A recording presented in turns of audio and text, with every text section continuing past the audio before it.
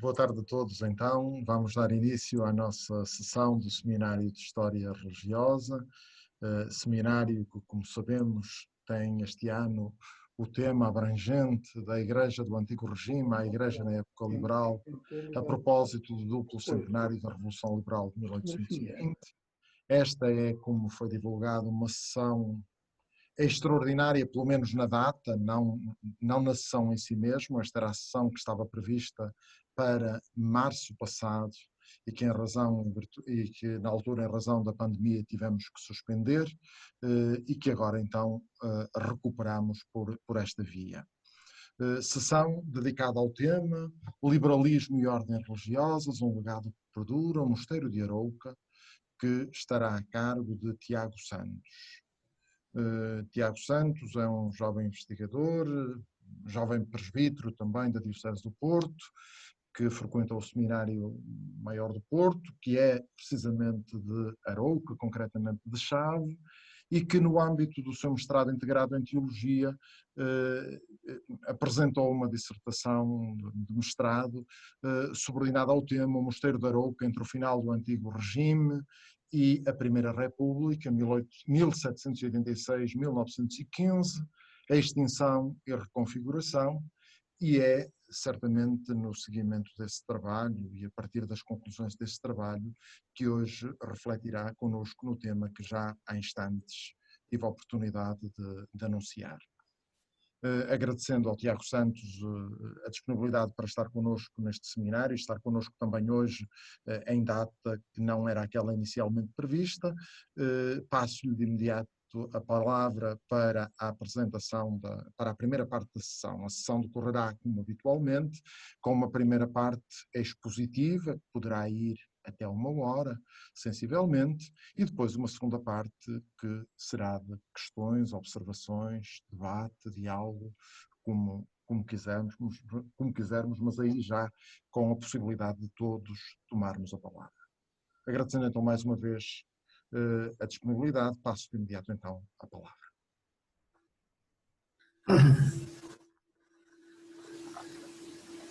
Só compartilhar aqui.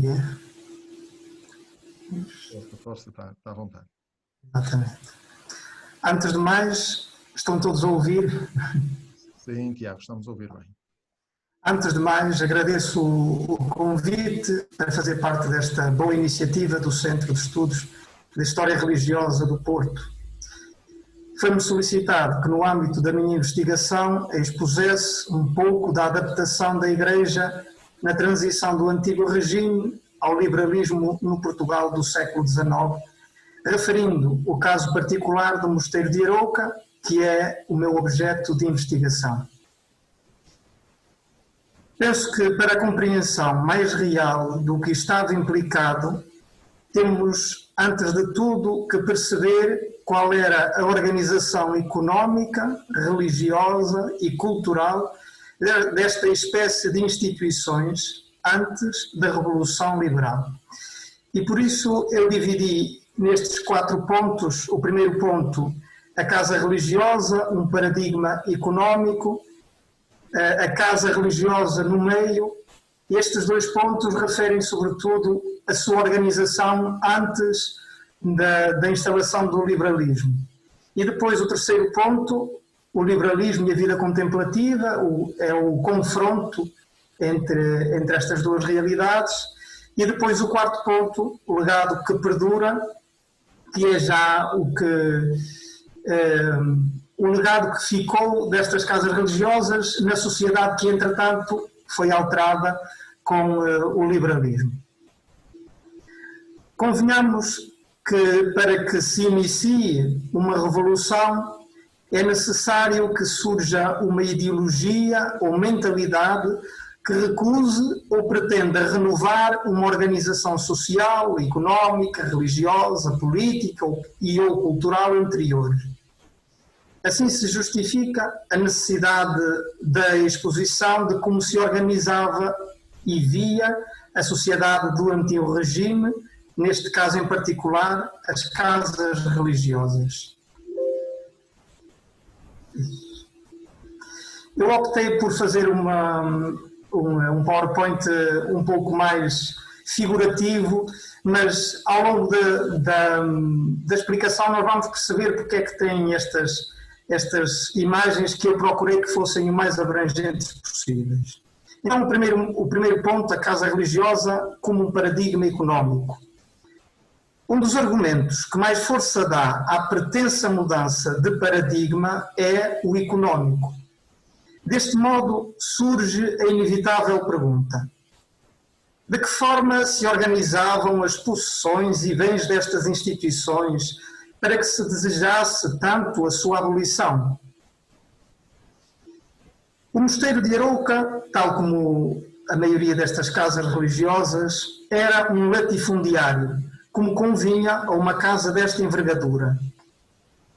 Os seus rendimentos resultavam, em grande parte, da exploração destes recursos.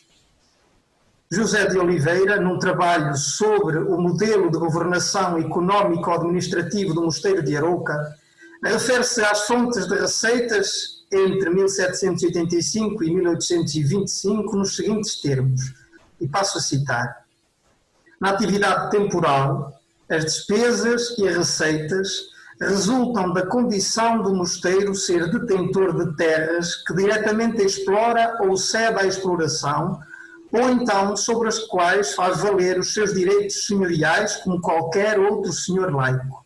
Fim de citação. Os direitos adquiridos desde a fundação do mosteiro têm muitas justificações. Diria que, em primeiro lugar, a justificação seria a assistência religiosa que esta casa daria tanto às monjas que nela professavam, como àqueles que dele se acercavam. Em segundo, pela caridade a que a comunidade estava obrigada. E, finalmente, pela assistência que prestava às igrejas que pertenciam ao seu padroado, abolido pela legislação liberal. Este património é resultado, sobretudo, de doações feitas ao longo dos séculos, tanto por famílias proeminentes da região, como pela própria coroa. São denominados os bens de mão morta, visto que não são transacionáveis. Ressalve-se que é possível que esta instituição, segundo os seus recursos, possa ter adquirido alguns bens conforme as disposições da comunidade.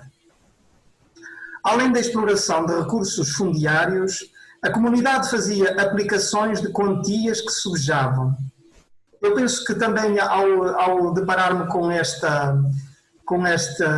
forma de aplicação de dinheiro, a cobrança de juros, a comunidade surgia também para a população como uma espécie de instituição que tinha recursos para poder emprestar algum dinheiro a quem precisasse. Então, no triênio de 1819 a 1822, foi registada uma quantia na importância de 1.800.000 réis provenientes da cobrança de juros. Como receitas extraordinárias, o mosteiro podia dispor de doações. Outras fontes de rendimento eram os dotes que acompanhavam as senhoras que iniciavam a vida comunitária. No entanto, por serem fontes de receitas esporádicas, não têm um impacto considerável nas finanças monacais. Depois de vermos quais é que eram as receitas, agora vemos em que é que elas eram empregadas, as despesas. É importante entendermos quais eram os seus encargos. Assim percebemos não só o destino das rendas, como também a sua responsabilidade no sustento de tantas pessoas sob o seu teto. Ao referirmos os destinos das receitas, começamos por um gasto extraordinário. O esforço de guerra contra as tropas napoleónicas contou com o apoio dos rendimentos dos mosteiros. José de Oliveira demonstra-o ao referir que em 1808 Arouca contribuiu para o esforço de guerra com 25% do valor estimado do seu rendimento anual. Como se percebe, foram tempos severos. Para agravar a situação, já de si difícil, acrescem as más colheitas desde 1807. Para o desequilíbrio, desculpem só aqui voltar a situar-me, para o equilíbrio financeiro de toda a congregação de Alcobaça, à qual pertencia o mosteiro de Arouca no ramo feminino, contribuiu a subpovoação dos mosteiros. Este gasto extraordinário revela-nos que, para o esforço de guerra, toda a nação estava implicada, mesmo as casas religiosas. Mas para analisarmos a evolução do processo de extinção, detemo-nos nas despesas ordinárias, nas despesas mais correntes. Estes gastos referem-se ao sustento dos membros da comunidade, entre os quais destacamos a alimentação, cuidados de saúde, vestiduras, tanto das monjas como dos funcionários particulares ou do mosteiro.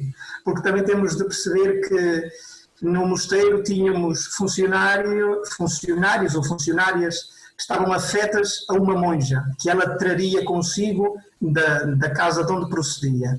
E depois tínhamos os funcionários de todo o mosteiro, das várias tarefas de toda a comunidade. A maior fatia de despesa era a da feitoria, pois referia-se ao sustento da comunidade, ou seja, ao que se gastava em necessidades várias, tanto das monjas como do pessoal de trabalho da casa. Compreendiam-se nestas despesas os gastos em alimentação. Partes menos significativas destinavam-se à vestidura, gastos nas festas religiosas e na caridade. Referimos ainda uma importância destinada a obras no mosteiro. Como dá para entender, uma casa desta dimensão requeria certamente inúmeros cuidados de restauro, estruturais, enfim. Passamos ao segundo ponto, a casa religiosa no meio. Estas casas, sobretudo nos meios rurais, eram polos catalisadores de toda a atividade religiosa, social e cultural. A nível religioso, neste caso particular, o mosteiro vai adquirindo uma importância cada vez mais enraizada nas gentes do território. A comunidade que o rodeava e se lhe referia regulava-se pelas várias fases do tempo através das iniciativas religiosas que aí se realizavam. O mosteiro tinha a seu encargo a realização de várias memórias, festas, solenidades religiosas que moviam multidões até às suas portas. Esta influência aprofunda-se ainda mais durante e após o processo de beatificação da Rainha Mafalda. Torna-se assim um santuário de romagem obrigatório para várias sub-regiões que rodeiam o mosteiro, como podem ser a região de Lafões, as terras de Arouca, as terras de Paiva, de Santa Maria, Penafiel, enfim. Assumia-se por isso como um dos mais importantes polos de evangelização, doutrinação e apoio religioso destas terras. A casa era procurada pela sua reputação e importância, pelas mais importantes famílias da região, também para aí agregarem as suas filhas, coisa que ainda mais o prestigiava. Referimos-nos ainda à comunidade Bernarda de Arouca como um polo cultural. Em primeiro lugar, porque os investimentos que sempre se fizeram neste local difundiam o gosto estético da época. Mais ainda, nas suas diversas atividades, sempre se procurava a excelência na decoração dos espaços, na música que acompanhava os atos litúrgicos, paralitúrgicos e arraiais, pelas relações familiares e religiosas que esta casa beneficiava, de regulares visitas de intelectuais, de fidalgos, de figuras de relevo, tanto do foro religioso como do foro político. E quer queiramos, quer não, sempre vão influenciando a população que rodeia aquela casa. O mosteiro era também um polo económico devido, antes de mais, à sua posição como senhor de direitos sobre as suas diversas terras. Os impostos recolhidos nas diversas tulhas eram enviados para a casa-mãe Geralmente estas taxas eram pagas em géneros que ou eram usados diretamente pela casa ou vendidos. Para a manutenção e funcionamento desta instituição eram necessários vários serviços desempenhados pela população circunvizinha, disponibilizando vários postos de trabalho, direta ou indiretamente, providenciando o sustento das respectivas famílias. Estes ofícios estavam ligados essencialmente a necessidades de carpintaria, de pedreiros, transformação de matérias agrícolas, assistência espiritual, assistência legal ao mosteiro, porque como eram senhoras não podiam tratar dos assuntos fora do mosteiro e precisavam de advogados, de pessoas também da congregação da Alcobaça, alguns padres, que faziam essa ligação. A vertente caritativa também se mostra uma parte importante da dinamização económica, porque, devido à inexistência de uma segurança económica ou de saúde global, estas casas supriam parte dessas necessidades. Exemplo disso são esmolas, tratamentos de saúde que prestavam, amparo na velhice ou doença, recolha e encaminhamento de órfãos ou rejeitados pelas famílias. Então agora o terceiro ponto, e aqui já nesta confrontação entre a ideologia liberal e a vida contemplativa, porque é que existe este confronto, o que é que está aqui em questão? Ora, no século XIX, as relações entre Estado e Igreja sofreram uma mudança real e profunda. A aliança de trono-altar ganhou contornos diferentes.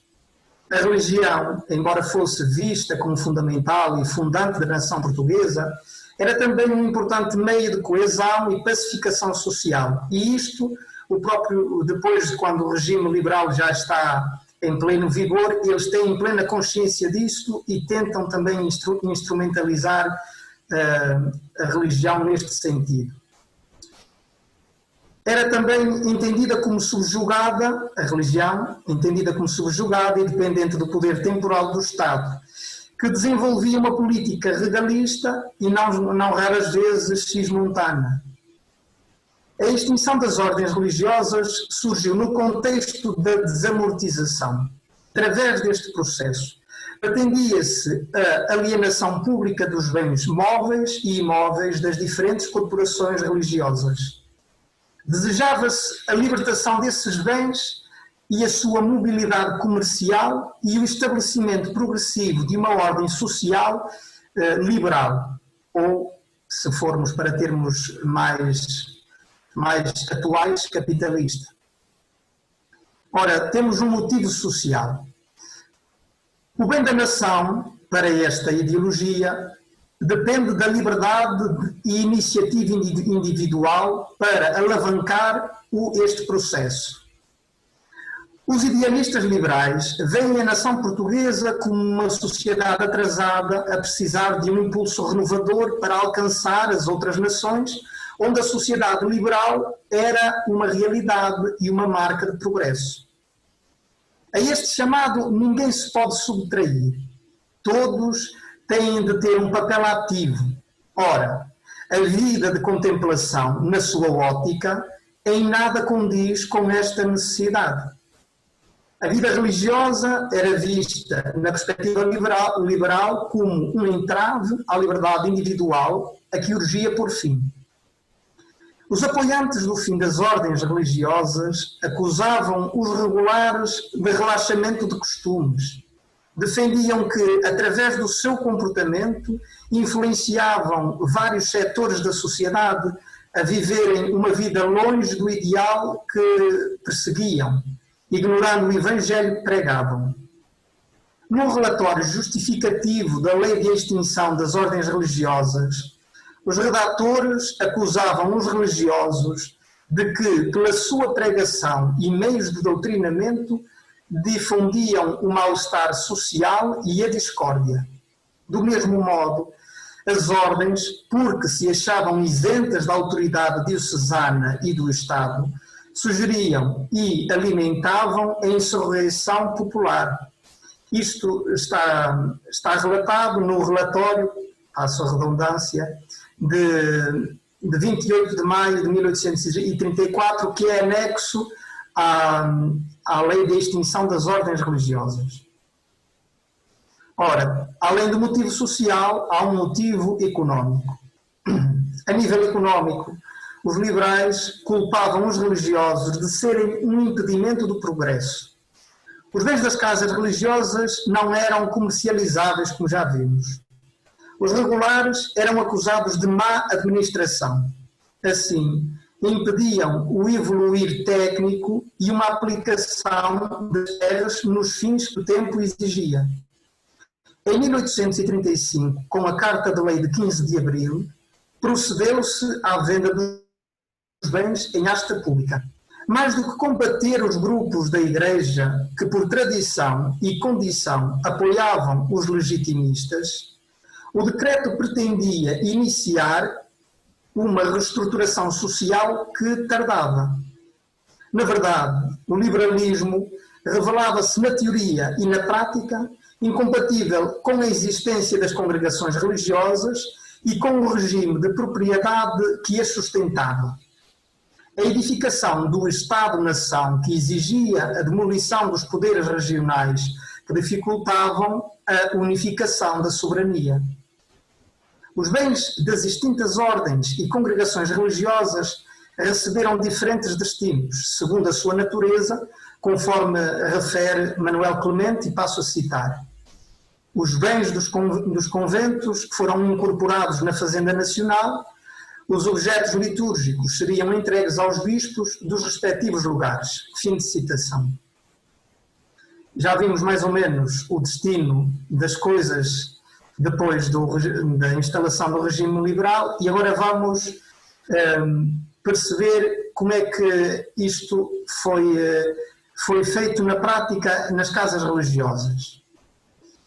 Então, o encerramento das casas religiosas, cumprindo a legislação de 1834, foram encerradas 448 casas religiosas, entre elas 356 eram casas masculinas, nas quais residiam cerca de 6.289 pessoas.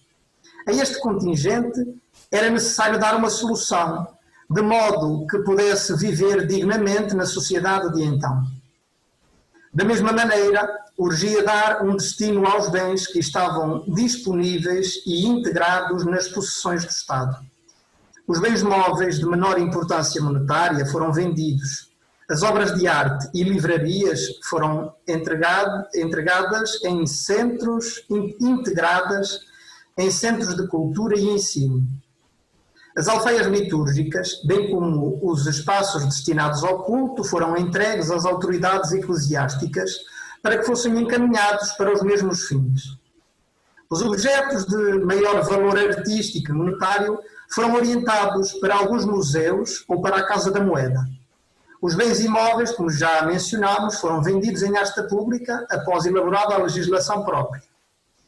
Para os religiosos expropriados foram delineados dois destinos.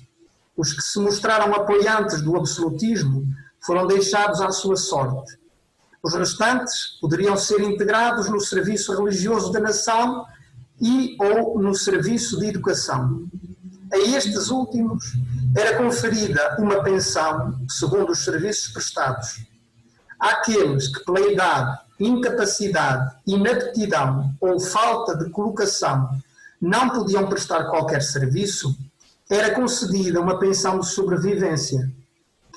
Esta, ao longo dos diversos governos, ou foi esquecida ou apenas em parte concedida. Em muitos casos, os religiosos secularizados pelo liberalismo viveram numa grande miséria. O encerramento das casas religiosas femininas. O destino das senhoras professas recolhidas nos mosteiros foi diferente do dos religiosos masculinos. Devido à sua condição feminina, não se aplicou o decreto de 28 de maio de 1834, mas antes o decreto de 5 de agosto de 1833.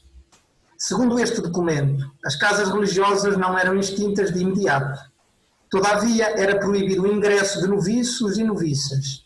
Mesmo assim, o resultado, com o passar dos anos, foi a mesma sorte, e aqui refiro-me à miséria.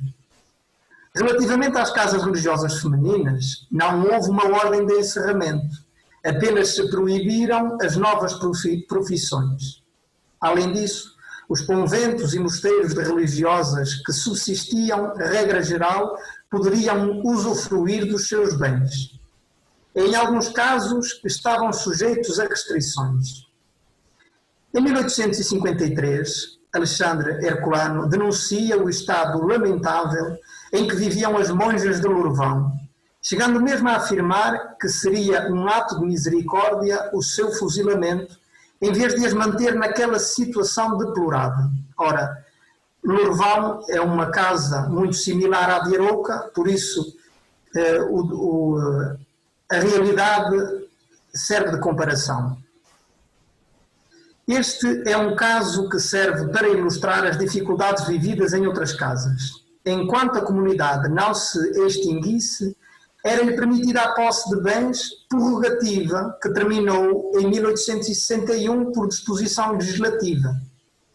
Para a sobrevivência das comunidades, foram-lhes entregues unicamente o edifício onde residiam e a sua cerca, isto a partir de 1861. A partir deste ato legislativo, os problemas das casas religiosas femininas foram ignorados pelo Estado. Com o decorrer dos anos, foram fechando. Os seus últimos bens foram arrecadados pela Fazenda Nacional e encaminhados para os respectivos destinos. Depois de um lento, mas progressivo minguar dos recursos e de monjas, o mosteiro, aqui no caso particular de Arouca, chegou ao seu fim, em 1886. Aparentemente, tudo isto derivou de uma determinação governativa. Contudo, penso que seria muito redutor afirmar que se trata da única razão. O desenvolvimento destes factos obedeceu a uma conjuntura histórica que os proporcionou. Tratava-se de um fenómeno social, político, económico, financeiro e espiritual, não podemos esquecer esta última, que vinha já de finais do século XVIII. Em Arouca, como em centenas de terras portuguesas, perdeu-se uma riqueza espiritual, cultural e económica. Porém, neste caso, a realidade obedece a uma lógica diferente. A maioria das regiões que acolhiam mosteiros na maioria das regiões que acolhiam mosteiros, restaram os edifícios expoliados do seu património artístico, cultural e religioso. Nesta terra, pela perseverança do seu prelado diocesano, mas sobretudo pelo afeto e entendimento dos seus habitantes e devotos, foi possível que o edifício monástico continuasse a ser o centro da vida da população que o rodeava e que a ele acorria em grande número.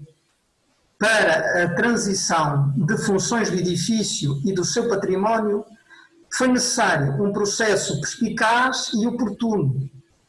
Assim, pôde continuar a manter a sua função central e fundadora da identidade deste povo que se lhe referia. Esta grei, pelos séculos, identificou-se nele, conferindo-lhe novas funções em favor do meio em que se encontrava. Analisamos, de seguida, a adaptação que referimos. E agora, então, chegamos ao último ponto e, como estão a ver, a exposição não é assim tão alargada. O legado que perdura. Como é que isto foi possível?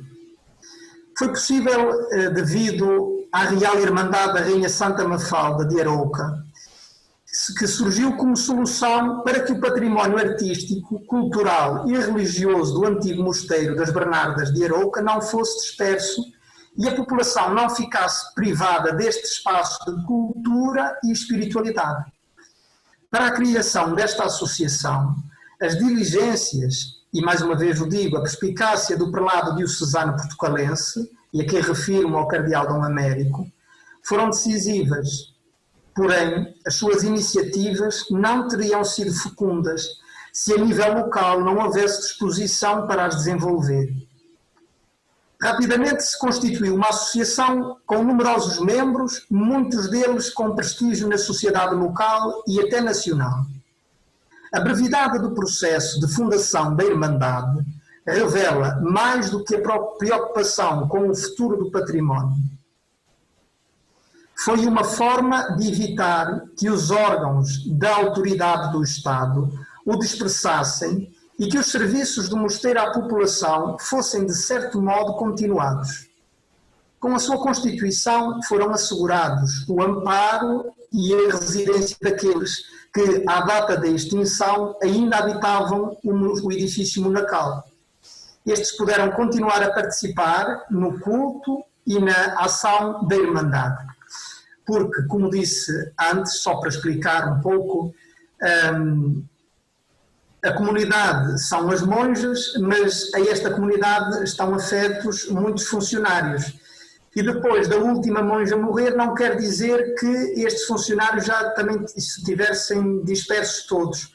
Continuavam lá e aquela era a única casa que conheciam ou que lhes podia dar o sustento, e então a Irmandade fez com que eles continuassem a ser assistidos pela Irmandade e pudessem residir no mosteiro.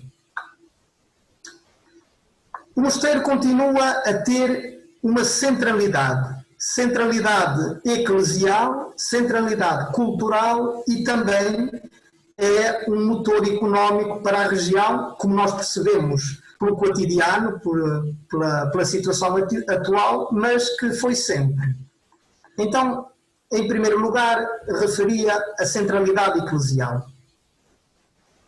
Para assegurar a continuação do culto na Igreja do Mosteiro, definiu-se o primeiro dever da Irmandade.